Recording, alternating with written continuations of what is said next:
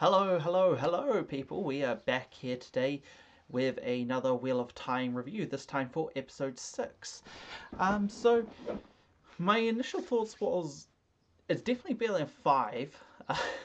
5 very much felt like filler, so 6 was probably the biggest departure from the books in terms of future plotting. Like, obviously, episode 4 I said was, it was pretty much completely made up, but it didn't really affect, like, the direction the story was going. 5 obviously changed it when it changed location from Camlin to Tarvaron.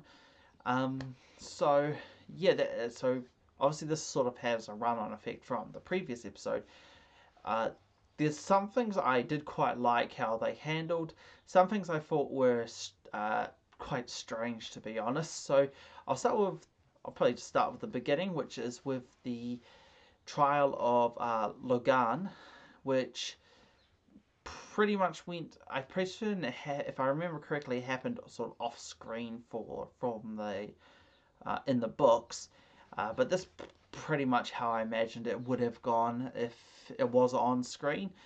The acting was very good from both Logan and Suan. Actually, the real opening was actually Suan's backstory, which I thought was fantastic, with her being her fisherman's daughter background, to sort of show the growth from being very very much a lowborn child and then growing up to be one of the most powerful people in the world. And I thought that was fantastic. So yeah, then obviously it goes into Logan's trial, which I've already talked about. After that, we get what was immediately after Logan's trial? Oh, the I guess the trial of Moraine and I can't remember, Leanne, the lady. It's not Leanne. It's I can't remember her name now, but the red sister. So that was very intense because obviously, well, even in the show for later on and in the books, Sawan and Moraine are extremely close, and they do. We'll get on to that later, but obviously they show them off as being. This is where they show them as really antagonistic to one another, which is the persona that they adopted, so people wouldn't cotton on that they were working together. And yeah, and then after that we have there's a few other good scenes. So a scene I quite liked was obviously with is Moraine sort of waiting outside, like opposite the street to where Matt and Rand are staying. Obviously, they talk about how the Blues are in charge of the informant networks, and this is obviously shown off with her already knowing where they are.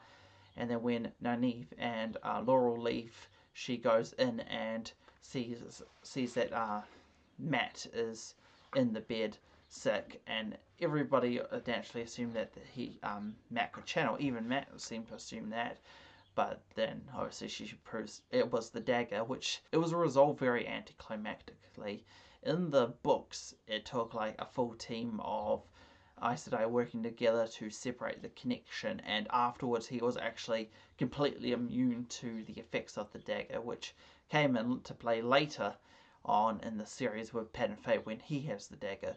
So, and she says, if he ever gets it and hold of it again, they'll likely lose him forever. And it sort of is just anticlimactic because it's just a hard cut off. It's all over. There's no more. No, the dagger's severed, which yeah, as I said, it just felt anticlimactic to me. So yeah, that was a scene I didn't really like just because of that. So yeah, after that, what's the scene? We get the scene with Moraine goes to Egwene and Perrin, and they obviously that was leaked because the Yellow Sisters found Perrin and healed him, and Egwene obviously hands over the rings, which was it was a scene, and obviously that's when she sort of talks to Moraine about Perrin being a wolf brother. Obviously, she doesn't know what that means. Moraine obviously does know that they're generally sort of iffy on them, so she says not to tell anyone, which is fair. And then we go into what's another good scene? I guess we can talk about the relationship between Moraine and Siwan. So obviously they put on a front of being antagonistic towards one another while secretly actually being lovers. Some people were angry with that scene, but then obviously these people didn't actually read New Spring, where it talks about them being pillow friends is the word they use as novices, and yeah, so there was obviously always a sort of a chemistry between them, so shall we say, because people were so worried because both of them end up in more heterosexual relationships further on the books, which could still happen because bisexuality is obviously a thing, and just because you have one partner at one point doesn't mean you can't have another partner in the future. So I don't know why people got hung up about that. I find that particularly strange. So yeah, that's that. And obviously, they meet up in. It's sort of unclear. They use a Teriel, which is like looks like a it's like a little box thing, and it has like a painting, and then they show it close it, and it's a portal. It's hard. It's not very clear if they're actually teleporting somewhere, but from what I can tell, they went into what's called a dream shard. Uh, I figured this because the building they go to looks exactly like Siwan's childhood home, so it makes sense that this is sort of more of a reconstruction in a dream shard. And both of them had it in their rooms, and they were able to teleport to it. So that's what I imagine it was. Some people thought they opened straight out, just opened a gateway to a new place. That seems unlikely to me. I mean, it's still a thing. That's a possibility. So, yeah, this episode was definitely very much focused on Moraine. Hugely focused on Moraine, actually. So we'll get to I guess we'll get to the ending now, which was I very much liked. No, not straight. We won't talk about the very ending, but Moraine asked Siwan to exile her because a previous Blue, they had like a bathhouse scene. She basically wanted Moraine to be grounded. Actually, I'm going to talk about that scene because there's some important information that leans on to the future of the series and in the books and so on. So I think her name starts with M, but I can't remember. I don't know even if she was a book character, but she talks about how there's ships disappearing in the west, and then there's IL on the side of the spine of the world. So the IL are to the east of the Westlands, as they're called. People refer to them as the Randlands, but that's weird to name it after Rand. So Westlands works fine and makes sense as an in-universe name for that side of the continent, which is basically Europe. Um, so the spine of the world sort of separates that, and then there's like a desert, which is the IL wastes. So the IL are traveling around. We obviously saw an IL early in the series in the cage in Breen Spring. So they are actually searching for basically their version of the Dragon Reborn, who happens to be the actual Dragon Reborn, called it translates the Chief of Chiefs. I think it's like the Kala Khan, or like basically Kala, something like that. It's been a while since I've read the books. After I finish this series, I'm actually going to read the books again and do a comparison to the a better comparison to the TV show, since probably once the whole series is finished, I'll watch it all back to back and then read the book again. So yeah. So that's why the IL are sort of traveling the Westlands, and then obviously she talked about how ships are going disappearing in the West. This is actually quite a big deal because, well, she probably doesn't want to go west, shall we say, because there's this empire to the west called the Saunchin, who later in the series, in book 2, and then they still come back. I think it's like book 7 or something. They come back and they actually full on invade the Westlands, and so yeah, they're going to be interesting. I hate them, but I hate them in like a good way. Like absolutely hate their culture, but they're super well developed.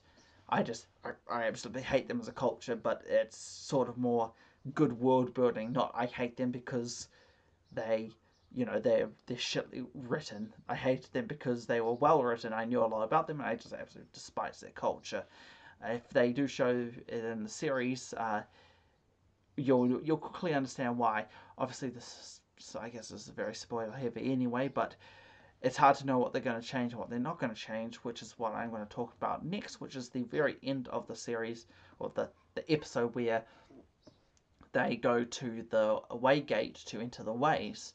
So the ways seem to be the same as on the inside, where it's like this blackened set of pathways. I saw more so imagined it as floating pathways, but this has sort of gone the other, where they sort of got like natural rock pillars all surrounding, like basalt pillars. And yeah, so that's the window.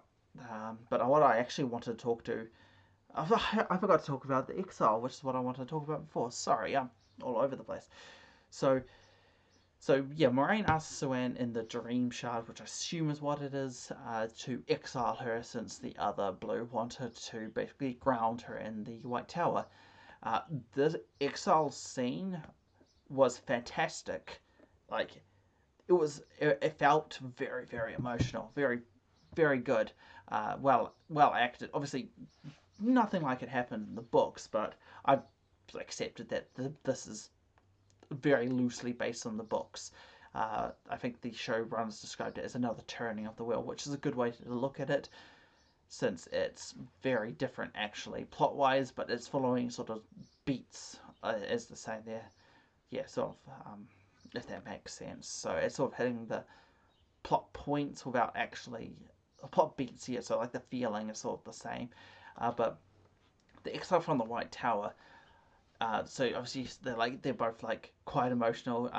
Moraine's like crying. You have, or sort of crying. She's like holding back the tears, but they're running down while keeping the straight face. You know what I mean? Suan has the same thing, and when they exiled, they actually did it swore on oath rod, which is very in the books that was a huge no. That's actually something that got the next Amazon's seat in trouble, as people sort of start seeing her as going sort of insane. And then there was a group of sisters who used it to hunt down dark friends within the tower itself, and everyone sort of was like, that was a very extreme thing to do. So them sort of pseudo casually doing it, obviously, is as a punishment for to exile her. One interesting thing I did notice, Suan obviously said to swear to the Amaranth seat, but Moraine actually swore directly to her, which I imagine is going to be relevant later, later on the series, if they follow similar beats to the books. If not, it's still an interesting thing for her to say.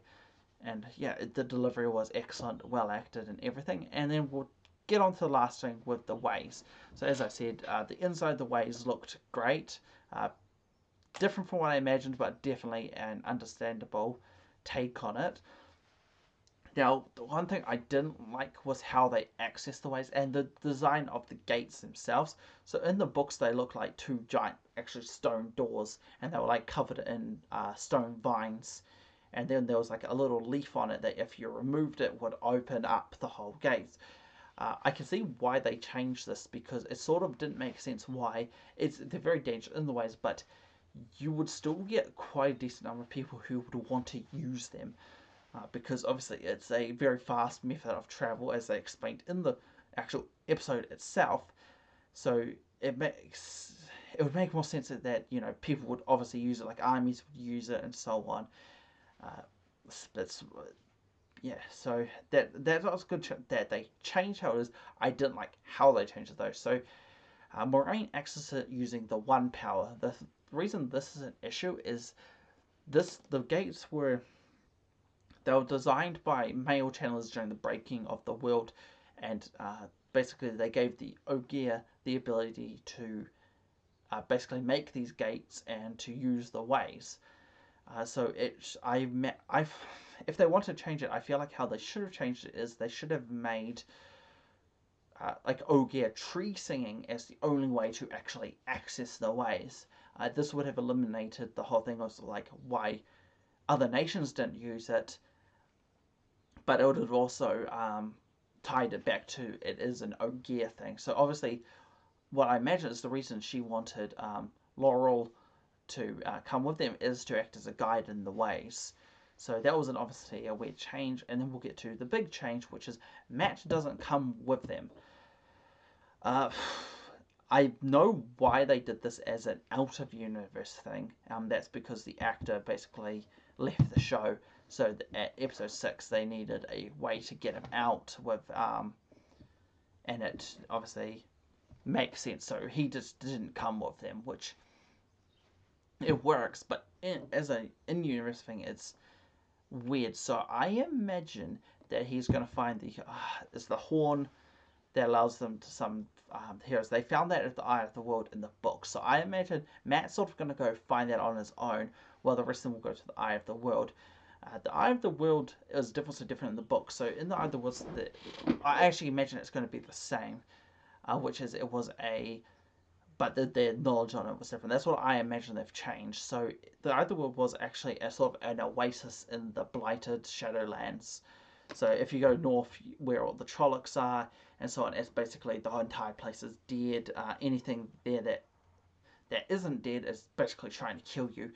The Eye of the World was actually a sanctuary, and it actually had a pool of the untainted male half of the one power. I can't remember what it's called. It's either Cedar. I think it's Cedar, because Sidin is the female half, or it's the other way around. I can't remember which way it is. But it actually had a massive pool of that, and at the bottom of the pool there was actually a chest, and in this chest was the dragon's banner and the horn of, it's like the horn of Valerian. I want to say Valerian, but that's Game of Thrones. It was a horn, but basically the person who blew it would summon heroes of ages past who had not yet reincarnated into the whale. So yeah. So I imagine Matt's going to find that on his own, since he was the hornblower originally. And I imagine they will find the thing. That's when Rand will show that he is the Dragon Reborn, and they'll get the banner, which he uses to sort of verify who he is with the IL, and so on and so forth. So that's what So I imagine next episode they're going to obviously go to the Borderlands, and then they're going to start their journey into the Shadowlands, with the last one being at the Eye of the World. The Eye of the World is not the prison for the Dark One, and I imagine they're going to keep that as true. They may make it like a prison for the Forsaken, maybe like Ishmael, or the other two who. The other two are so minor because they died in book one. They came back later, but they use a different name, so I can't actually remember their original names. But one of them's the guy who designed Trollocs originally, and another Shadow Spawn.